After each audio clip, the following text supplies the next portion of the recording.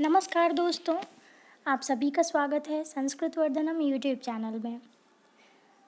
अभी हम लोग शिवराज विजय से संबंधित अध्ययन कर रहे हैं और जिसमें हमने पिछले 2 वीडियोज़ में उसके सामान्य परिचय और उसके मंगलाचरण को पढ़ लिया है।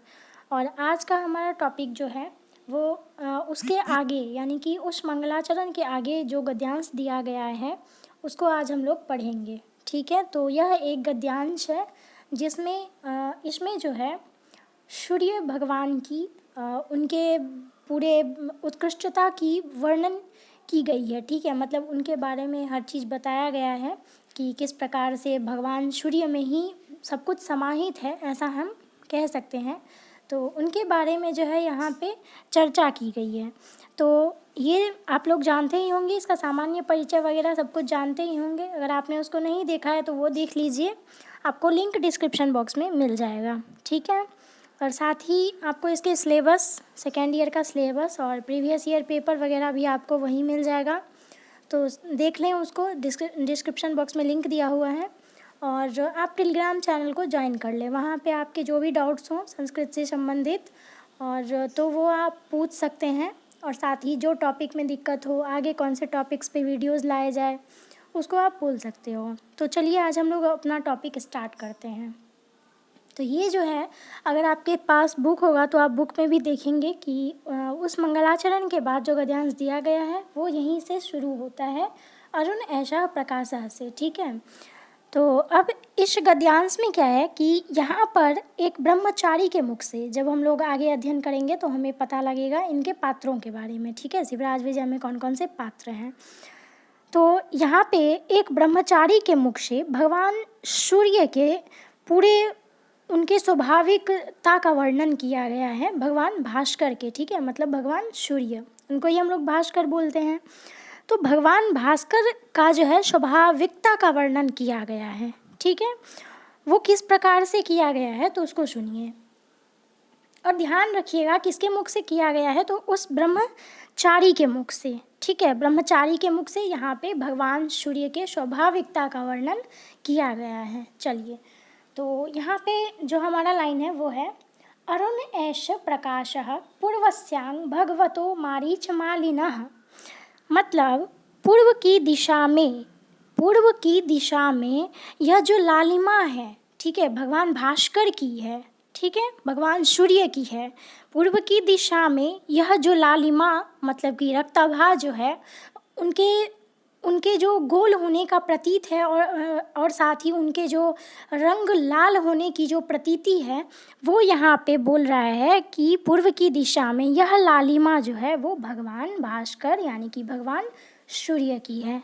चलिए, ठीक है, उसके बाद यहाँ पे है, एष भगवान मणिराकाशमण्डलस्य चक्रवर्ती खेचरचक्रस्य कुण्डलमाखण्डमण्डलदिशः दीपको ब्रह्माण्डभाण्डस्य प्रेयानपुण्डरीकपटलस्य शोकविमोकः।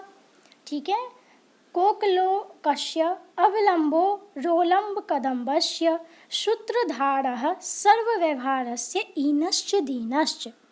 तो अब आगे की लाइन में बताया गया है कि ये जो भगवान भास्कर हैं यानी कि ये जो भगवान सूर्य हैं, ये गगन मंडल के यानी कि पूरे गगन समूह के जो हैं एक रत्न हैं। ठीक है, एक रत्न है और पूरे नक्षत्र समूह के जो हैं वो एक सम्राट हैं। उसके बाद पूर्व दिशा को इंद्र की दिशा कहा जाता है। तो यहाँ पे बताया गया है कि पूर्व दिशा के वो नायिका के कुंडल हैं जिसको हम लोग कर्णाभूषण बोलते हैं। ठीक है, कान में जो पहनने वाला होता है वो बताया गया है कि पूर्व दिशा रूपी जो नायिका है उसके वो कुंडल हैं यानी कि कर्णाभूषण हैं और साथ ही ब्रह्मांड रूपी घर के वो दीपक हैं। उसके बाद कि वे श्वेत कमल समूह के अति प्रिय हैं यानी कि हम बोल सकते हैं कि कमल समूह के जो हैं वो अत्यंत प्रिय हैं। कौन? भगवान भास्कर। तो वो कमल समूह के अति प्रिय, चकवा चकवी के शोक को विनष्ट करने वाले भगवान सूर्य हैं। और साथ ही दिन और रात के कर्ता कौन है? भगवान सूर्य हैं। ठीक है, ईनश्च दीनश्च। तो यहाँ पे पूरे लाइन का एक साथ मतलब हम यही बोल सकते हैं कि यह भगवान भास्कर जो हैं ये गगन मंडल के नक्षत्र हैं, नक्षत्र समूह के सम्राट हैं। आप लोग इसको नोट करते जाइए, ठीक है। तो हर एक जो गद्यांश आएगा उस गद्यांश में जब हम बारी बारी से हर एक पढ़ेंगे तो उसमें इस तरह से अगर आप लिख लेते हैं तो आपके एग्ज़ाम के लिए बहुत ज़्यादा हेल्पफुल होगा, क्योंकि एग्ज़ाम में ऐसे करके पूछा जाता है, कोई गद्यांश दे दिया जाता है और उसका हिंदी अनुवाद हमें पूछा जाता है। ठीक है, तो 2 पूछा जाता है तो काफ़ी अच्छा है। तो इसको आप लोग नोट करते जाएं ताकि एग्ज़ाम तक के लिए आप लोगों को अच्छा रहे। तो कहाँ हम लोग थे कि यह भगवान भास्कर जो हैं ये गगन मंडल के रत्न हैं, नक्षत्र समूह के सम्राट हैं, फिर पूर्व दिशा रूपी नायिका के कुंडल हैं। ठीक है, और ब्रह्मांड रूपी घर के दीपक हैं।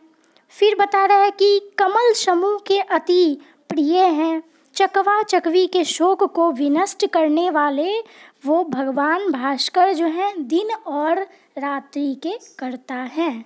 ठीक है, यहाँ तक ये हो गया। चलिए अब अयमेव अहोरात्रं, ठीक है, अगला लाइन चलिए। अयमेव अहोरात्रं जनयति अयमेव वत्सरं द्वादशु भागेषु बिभन्ति अयमेव कारणं शशनामृतूनाम एष एवाङ्गीकरोति उत्तरं दक्षिणं चायनम् अनेनैव सम्पादिता युगभेदाः अनेनैव कृताः कल्पभेदाः एनमेवाश्रित्य भवति परमेष्ठिनः परार्धसंख्या अशावेव चक्रर्ति बर्भर्ति जहर्ति च जगत। ठीक है, अब यहाँ पे क्या कह रहा है? 2 लाइन हमने देख लिया। अब चलिए नेक्स्ट लाइन में क्या बोल रहा है कि ये जो भगवान भास्कर हैं यही वर्ष को 12 भाग में विभक्त करते हैं। ठीक है, कहा गया है अयमेव अहोरात्रं जनयति अयमेव वत्सरं द्वादशु भागेषु बिभन्ति, यानी ये जो भगवान भास्कर हैं यही भगवान दिन और रात्रि के कर्ता के साथ साथ 12 भाग में एक वर्ष को वो विभाजित करते हैं, और यही जो है 6 ऋतुओं के जनक कहे जाते हैं। ठीक है, 6 ऋतु जो होता है उसके जनक भगवान भास्कर कहे जाते हैं। और साथ ही कहा गया है कि ये जो सूर्य भगवान हैं ये उत्तर और दक्षिण, यहाँ पे चर्चा किया गया है उत्तरायण और दक्षिणायन, यानी भगवान जो सूर्य हैं ये उत्तर और दक्षिण मार्ग को स्वीकार करते हैं, और इन्होंने युग को, ठीक है, जैसे 4 युग है ना, सतयुग, फिर त्रेता युग, द्वापर और कलयुग, तो बताया गया है कि इन्होंने युगों का विभाग किया है और साथ ही इन्होंने कल्पों का बंटवारा किया है। ठीक है, और फिर इन्हीं भगवान भास्कर का जो है पूरा आश्रय प्राप्त करके जो है पूरे ब्रह्मा की परार्ध संख्या पूरा होती है। तो इस प्रकार से यहाँ पे भगवान भास्कर के बारे में कहा गया है कि ये जो है दिन और रात्रि के स्वामी हैं और पूरे वर्ष को 12 भाग में विभाजित करने वाले यही हैं। साथ ही चारों युग के विभाजक जो हैं वो यही हैं, भगवान भास्कर ही हैं। ठीक है, चलिए अब हम लोग नेक्स्ट देखते हैं।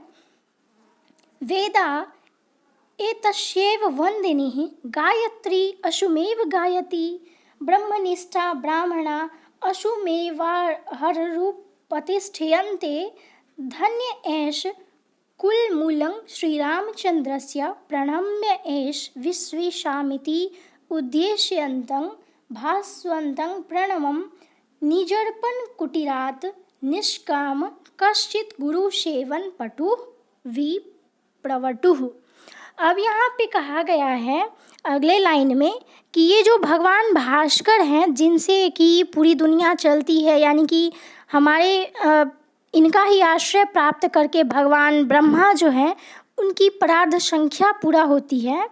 अब इन सूर्य देव को पुनः पुनः संसार की उत्पत्ति, पालन पोषण और विनाश करते हैं, यानी कि ये जो भगवान सूर्य हैं यही बार बार इस विश्व पूरे संसार की जो है उत्पत्ति करते हैं, फिर उनका पालन पोषण करते हैं और फिर उनको विनाश कर देते हैं, नष्ट कर देते हैं। फिर कहा गया है कि वेद जो है इनकी ही स्तुति करता है, ठीक है। पूरा वेद जो है वो भगवान भास्कर की स्तुति करता है और साथ ही गायत्री जो है इनका ही गुणगान करती है, ठीक है। जिस प्रकार से गद्यांश में हम लोगों ने पढ़ा है, गायत्री भी है जो इनका गुणगान करती है। और ब्रह्मनिष्ठ यानी कि जो आस्तिक लोग होते हैं वो आस्तिक लोग सूर्य की उपासना किया करते हैं। और यह जो है भगवान भास्कर, यह श्री रामचंद्र के वंश के बीज सूर्यदेव धन्य हैं, ठीक है। इस प्रकार से भगवान भास्कर के बारे में इतना सब कुछ कहा गया है। और फिर अंतिम में जो है उस ब्रह्मचारी के द्वारा भगवान भास्कर को प्रणाम किया गया है और कहा गया है कि इस प्रकार से जो है भगवान सूर्य यानी भगवान भास्कर हम सभी के लिए वंदनीय हैं। और इस भांति वह जो है ब्रह्मचारी सुबह सुबह उठकर भगवान भास्कर को इस प्रकार से वंदना करके और इस प्रकार से उनकी स्वाभाविकता का वर्णन करके सूर्य को नमन करता हुआ उठता है और गुरु सेवा में दक्ष होकर वो बालक जो है अपनी कुटिया में से बाहर आता है, ठीक है। इस प्रकार से एक यहाँ पे ब्रह्मचारी बालक की बात की गई है जिसने सुबह सुबह उठकर और फिर भगवान भास्कर को प्रणाम करते हुए इस प्रकार से भगवान भास्कर की स्तुति की है और उनकी स्वाभाविकता का यहाँ पर बहुत ही अच्छे तरीके से वर्णन किया है भगवान भास्कर के बारे में, ठीक है। तो आपने इसको जाना अच्छे से। अब आप इसको अच्छे से 2-3 बार वीडियो को देखिए ताकि आपको हर चीज़ यहाँ पे समझ में आ जाए और आप इसका एक अच्छे से प्रॉपर नोट्स बना लीजिए इस गद्यांश के साथ साथ, ठीक है। तो एग्ज़ाम में काफ़ी हेल्पफुल होगा आपके लिए। तो यही था आज का वीडियो जिसमें हम लोगों ने एक ब्रह्मचारी बालक के मुँह से भगवान भास्कर की जो यहाँ पे स्वाभाविकता का वर्णन करी गई है उसके बारे में हमने पढ़ा है। और इससे पहले जो हम लोगों ने शिवराज विजय का 2-3 वीडियो पढ़ा है उसको भी देख लीजिए। मैंने पहले बताया कि लिंक आपको डिस्क्रिप्शन बॉक्स में मिल जाएगा।